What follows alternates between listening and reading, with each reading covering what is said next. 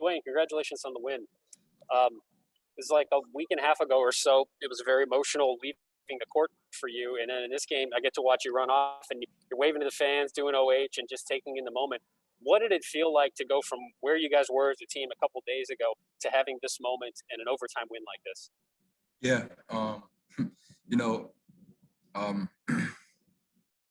Yeah, this is Big Ten basketball, man. It's a hard season, long season. It's my third go around. So, I've been through it where you go through a stretch of losing games. I went through being number 2 in the country. So, seeing both sides, you're gonna get challenged. You're gonna have some tough moments during the year. You're gonna have, some hard moments, like I said, and those teams that we play were really good teams. And we also did some really good things during those games. We never felt like we were a different team or anything like that.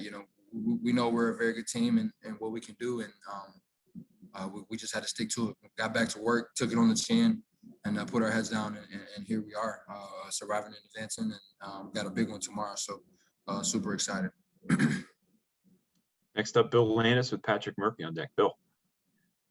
Hey, Duane, I'm just wondering, as a man who appreciates a good scorer of the basketball, how you would analyze Seth Towns' offensive game. He's come a long way, man. He's still, working through some things. This is his first year back. He hasn't played in 2.5 years. And he's not going to get it back right away. He's been doing some great things for us. I'm always in his ear. Just stay confident, stay ready, stay ready. We needed him tonight. We connected on a couple of back actions where, he hit a 3 and then he shot faked and one dribble pull up, and that's his game for sure. You guys don't see it like we do it, but every day in practice, we get a couple bank shots here and there off the glass middies, and that's his game for sure. And he had a great game today, put something in for us. He was huge off the bench, and we're gonna need more of that from him. Next up, Patrick Murphy with Steve Hellwagon on deck. Patrick. Duane, the impact Kyle had in the first half and then dealing with losing him in the second half, kind of take us through watching both of those things happen on the court. Yeah, you definitely realize when Kyle's not on the court, and hopefully he's good. Obviously checked on him. He did a lot of good things for us in the first half. I told him he's gonna have to make some shots today. That's what I told him, honestly. Before we came into the arena, I told him, I said, hey, you gotta put something in for us today. We're gonna be looking for you.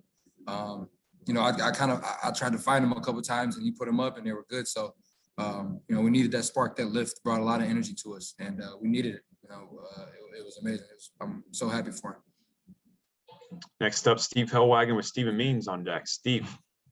Yeah, Duane, you guys played such a great first half, and then for the longest time, Purdue kind of dominated things in the second half. How difficult is it to get back on top of your game and hit clutch shots in the overtime after you've kind of sat back and watched them kind of dominate the action? That seems like it'd be kind of hard to do, to get your flow back going in the overtime period where you still got to go out and win the game a second time, it seems. Yeah, genuinely, honestly, the only way you can get through it is going through it the wrong way first. Having a team come back and beat you will definitely will wrap your head around what needs to be done to close out games. And they made some very tough shots. Trevion Williams had a great game. He played really well today. Very good low post scorer. So he got going late.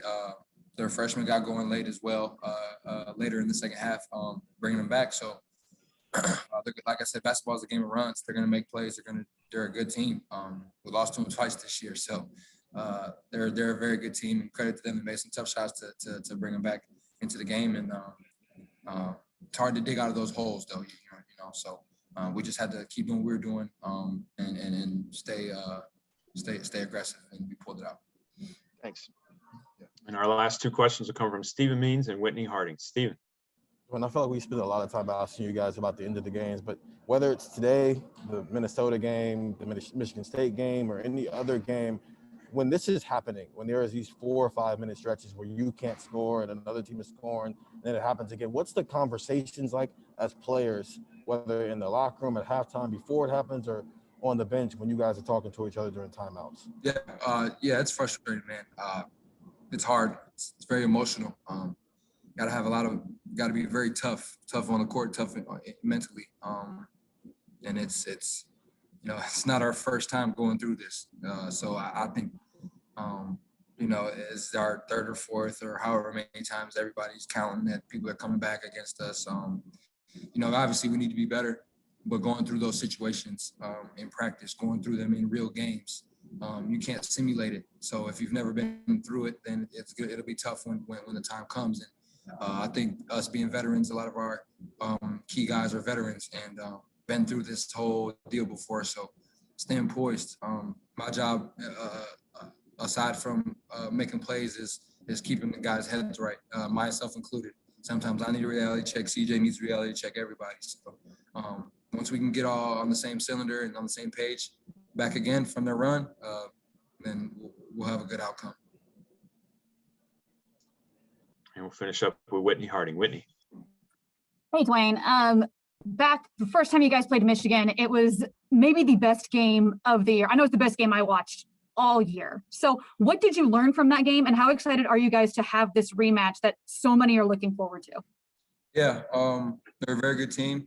I told you guys previous in another interview that we're going to see them again, and here it is. So we're super excited. About to get off this interview with you guys, go recover, and tip-offs at 1 tomorrow. So, just going over the game plan stuff, staying locked in, doing what we need to do to come out with a dub and survive in advance. So guys are locked and loaded.